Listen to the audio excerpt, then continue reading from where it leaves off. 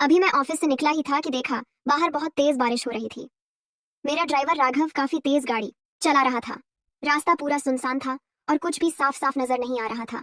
आज मुझे काम खत्म करते करते काफी देर हो गई थी। रात के 12 बज चुके थे और मुझे नींद भी आने लग गई थी। मैंने अपनी आंखें बंद ही की थी कि अचानक राघव ने जोर से ब्रेक लगाया। मैंने कहा, राघव क्या हो गया? ड्राइवर घबराता हुआ बोला, सा लगता है गाड़ी के नीचे कोई आ गया है। ये बात सुनते ही मेरे होश उड़ गए। मैंने गुस्से से कहा, तुमने किसको मार दिया? उसने कहा, सा इसमें मेरी कोई गलती नहीं थी। कोई हमारी कार के नीचे जानबूझकर आया है। ये बात सुनकर मुझे उस पर बहुत गुस्सा आ रहा था। तेज बारिश में मजबूरन मुझे गाड़ी से निकलना पड़ा। जब मैंने गाड़ी से निकल कर सामने आकर देखा तो नीचे एक लड़की पड़ी हुई थी। वह करीब 21 साल की होगी। उसने एक जालीदार खूबसूरत सी लाल ड्रेस पहन रखी थी। शायद उसके पैर में चोट आई थी, जिस वजह से वह उठ नहीं पा रही थी। मैं जल्दी से उसके पास गया तो देखा लड़की होश में है पर नशे में चूर थी। उसने इतना ज्यादा नशा किया हुआ था कि मैं उससे कुछ बोल भी नहीं सका। मैंने उसे गोद में उठा लिया और ड्राइवर की मदद से गाड़ी की पिछली सीट में उसे बैठा दिया। कार मेरे घर के सामने आकर रुकी। फिर मैं इस लड़की को लेकर अपने कमरे में आ गया। मैंने तुरंत अपना फोन निकाला और डॉक्टर को कॉल किया। डॉक्टर ने जल्दी से चेक करके कहा, लड़की ठीक है, हल्की सी चोट आई है और उन्होंने दवा दे दी। लड़की होश में तो थी पर नशे में होने के कारण उसने मुझसे अब तक बात नहीं की थी। डॉक्टर चला गया तो मैं उसके पास आया और पूछा, तुम्हारा नाम क्या है? तुम कहाँ रहती हो? बताओ, मैं तुम्हें छोड़ आता हूँ। लड़की नशे में ही बड़बड़ाने लगी, मेरा नाम प्रीति है। नहीं नहीं, सोनिया है। नहीं नहीं, अमृता है। ये लड़की क्या बोल रही है? मेरे तो कुछ भी समझ में नहीं आ रहा था। मैं उसकी तरफ देखने लगा कि लड़की अपना नाम भी ठीक से नहीं बता पा रही है। उसने कहा, मैं माधव नगर में रहती हूँ। मैंने सोचा, इतनी रात को एक अनजान लड़की को अपने घर पर रखना ठीक नहीं होगा। उसे घर छोड़कर आता हूँ। मैं उसे लेकर फिर से अपनी गाड़ी में आ गया। राघव अब तक घर जा चुका था तो मैं खुद ड्राइव करने लगा। माधव नगर में एंट्री लेकर मैंने कहा, तुम्हारा घर कहाँ है, बताओ। लड़की ने एक घर के सामने आकर कहा कि यह मेरा घर है। मैं उसको उस घर के सामने ले गया और घर की बेल बजाई। इतनी रात को गुस्से से एक आदमी बाहर आया और कहा, क्या बात है क्यों डिस्टर्ब कर रहे हो? मैंने कहा, ये लड़की आपके घर पर रहती है। वह आदमी बड़ी अजीब नजरों से उस लड़की को देखने लगा। फिर कहा, मैं इसे जानता तक नहीं हूँ। अब दोबारा बेवजह मेरे घर की घंटी मत बजाना। मुझे बहुत शर्मिंदगी की महसूस हुई। वह लड़की अपना पता गलत बता रही थी। मैंने सोचा, इतनी रात को उसे लेकर घर घर भटकना ठीक नहीं होगा। कोई गलत आदमी मिल गया तो इस लड़की के साथ गलत हरकत कर सकता है और अभी तो ये होश में भी नहीं है, ना ही इसको कुछ याद है। क्या करूं? यही सोच रहा था कि लड़की मेरे पास आ गई। कहने लगी कि मुझे बहुत भूख लगी है। उसके चेहरे पर बहुत मासूमियत थी। मैंने गौर किया तो देखा कि वह भला की खूबसूरत है। उसकी दूधिया चेहरे पर लाल लिपस्टिक तो कहर ही डाल रही थी। वैसे तो कई औरतें मेरे करीब आने को तरसती हैं, पर यह लड़की कुछ खास सी थी। तो मैंने कहा, चलो कुछ खाते हैं। मैं उसे लेकर शहर के एक बड़े रेस्टोरेंट में आ गया। खाना खाते वक्त लड़की ने कहा, मेरा नाम सोनिया है। आज मेरा मूड खराब था इसलिए ज्यादा शराब पी ली थी और आपकी कार से टकरा गई। मैंने पूछा, तुम्हारा मूड खराब क्यों था? उसने कहा, मेरी कंपनी के मालिक की वजह से। मैंने सोचा, यह इतनी खूबसूरत है, कहीं इसके मालिक की बुरी नजर तो इस पर नहीं पड़ गई। वह चुप और उदास थी तो मैंने बड़े प्यार से पूछा, क्या हुआ सोनिया, बताओ। उसने कहा, कपूर एम्पायर्स में बहुत कोशिशों के बाद मेरी जॉब लगी थी, पर उन्होंने मुझे बेवजह नौकरी से निकाल दिया। ये बात सुनते ही मैं चकित रह गया। मैंने कब इसे नौकरी से निकाला और क्यों? जी हाँ दोस्तों, मैं ही कपूर एम्पायर्स का मालिक प्रकाश कपूर हूँ। मैंने कहा, सोनिया यहीं बैठो, मैं अभी आता हूँ। रात के 1 बज रहे थे और मैंने अपने असिस्टेंट विवेक को फोन किया। उससे बात करके मुझे बहुत हैरानी हुई। सोनिया एक मॉडल है। हमारी एड एजेंसी ने उसे सिलेक्ट किया था, पर फिर बिना वजह उसको निकाल भी दिया गया। विवेक से बात करने के बाद मैं वापस सोनिया के पास आ गया। सोनिया अब भी बैठी बैठी खाना खा रही थी। मेरे आते ही उसने कहा, चलो मुझे अभी कहीं जाना है। मैं उसकी तरफ बड़ी हैरत भरी निगाहों से देखने लगा कि रात 1 बजे वो कहाँ जाना चाहती है। मैंने कहा, तुम्हें इतनी रात को कहाँ जाना है? वो मेरी तरफ देखी और कहने लगी, मुझे कपूर एम्पायर्स के मालिक प्रकाश कपूर से मिलना है। मैंने कहा, कपूर एम्पायर्स के मालिक से मिलकर तुम क्या करना चाहती हो? उसने कहा, मैं उनसे पूछना चाहती हूँ कि किस वजह से उन्होंने मेरा कॉन्ट्रैक्ट यूं कैंसिल कर दिया। बड़ी मुश्किल के बाद मैं मॉडलिंग इंडस्ट्री में आई थी और इतने ऑडिशन के बाद मैं सिलेक्ट हुई थी। मैंने उनकी कंपनी के साथ कॉन्ट्रैक्ट साइन भी कर लिया था, लेकिन आज मुझे पता चला कि वह मेरे साथ काम नहीं करना चाहते, जबकि 2 दिन बाद मेरी पहली शूटिंग होने वाली थी।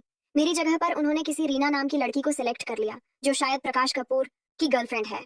उसकी बात सुनकर मुझे अपने आप पर गुस्सा आने लगा था। मैंने ही रीना के कहने पर आज इस लड़की को निकाला था। रीना मेरी बहुत करीबी दोस्त और एडवाइजर है, पर सबको कहती फिरती है कि वह मेरी गर्लफ्रेंड है। मैंने उसके साथ कई रातें जरूर गुजारी हैं, पर मेरे दिल में उसके लिए ऐसी कोई भी फीलिंग नहीं है। वह यह काम करना चाहती थी, इसलिए उसने सोनिया को हटा दिया। मैंने कहा, देखो रात बहुत हो गई है, अभी प्रकाश कपूर से तुम नहीं मिल पाओगी, तुम मेरे साथ मेरे घर चलो, कल देखता हूँ कि क्या हो सकता है। वो बड़ी प्यार भरी निगाह से मुझे घूरने लगी और बोली, तुमने आज मेरी बहुत मदद की, तुम बस मुझे प्रकाश कपूर के घर के बाहर छोड़ दो, मैं तुम्हें अब और परेशान नहीं करना चाहती। मैंने कहा, मैं तुम्हें उसके पास ले चलूंगा, फिलहाल तुम मेरे साथ मेरे घर चलो, तुम ठंडे दिमाग से कल उसके पास जाना और फिर बात करना। उसने कुछ नहीं कहा और मेरे साथ कार में बैठ गई। अभी भी बहुत जोरों की बारिश हो रही थी। वह लड़की इतनी खूबसूरत और अट्रैक्टिव है कि मेरी नजर उस पर ही टिकी थी। मैं उसे लेकर अपने घर पर आ गया। मैंने कहा, तुमने इससे पहले कभी प्रकाश कपूर को देखा है क्या? उसने कहा, नहीं, मैंने कभी नहीं देखा, बस उनका नाम सुना है।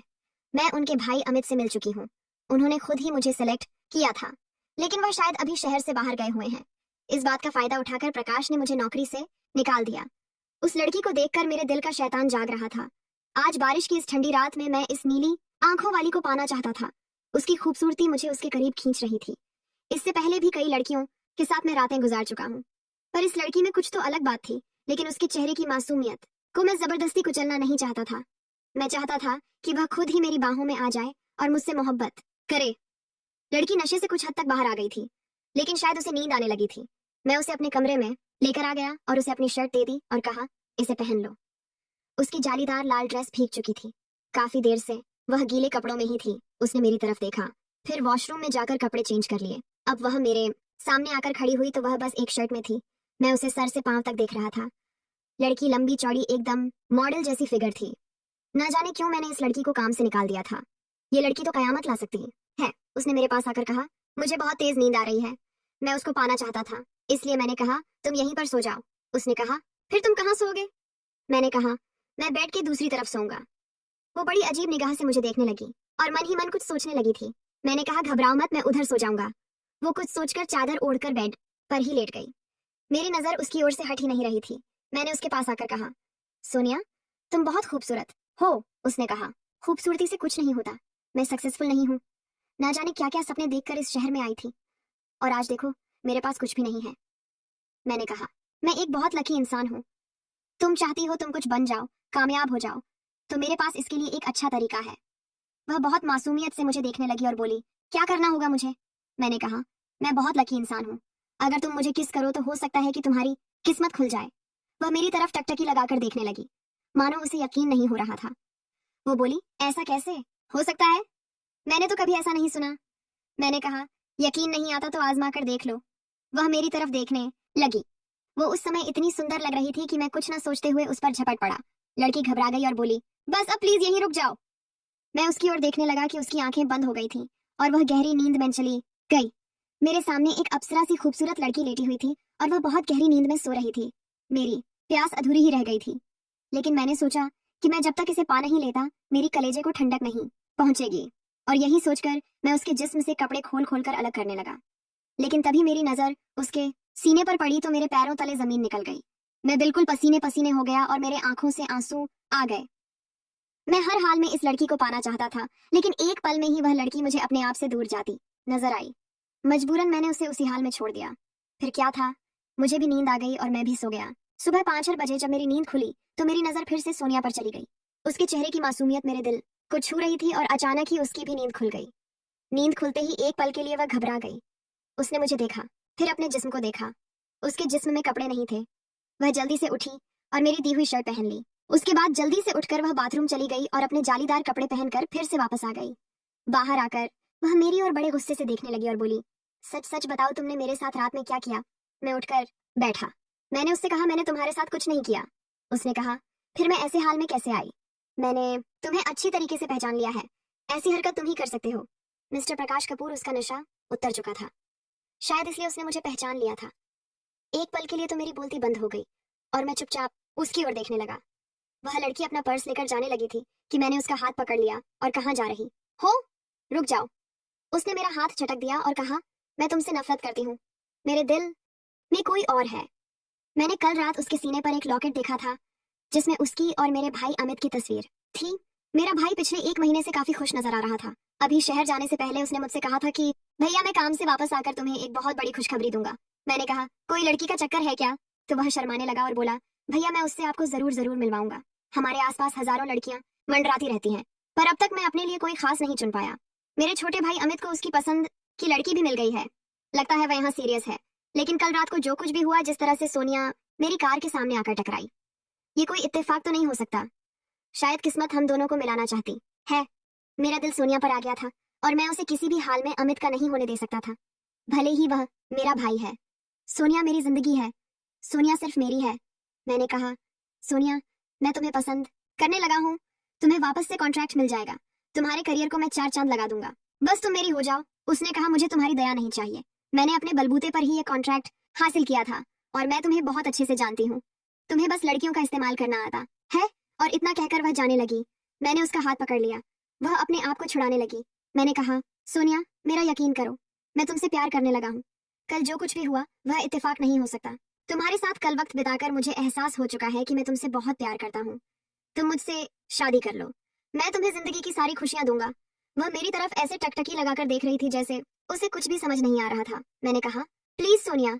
उसने कहा, मैं मन ही मन अमित को पसंद करने लगी हूँ और शायद वह भी मुझे पसंद करता है, हालांकि मैं उसके दिल की बात नहीं जानती। मैंने कहा, अमित किसी और लड़की को पसंद करता है, तुम्हें नहीं। यह सुनकर उसे झटका लगा। वह मुझे कहने लगी, तुम्हें कैसे पता? तो मैंने उससे कहा कि उसने मुझे खुद बताया है, लेकिन मैं तुम्हें बहुत पसंद करता हूँ। सोनिया अब चुपचाप मेरे सामने खड़ी थी। मैं अपने आप को रोक ना सका और उसके करीब गया और उसके होठों को चूमने लगा। धीरे धीरे वह भी मदहोश होने लगी और मेरे सीने से लिपट गई।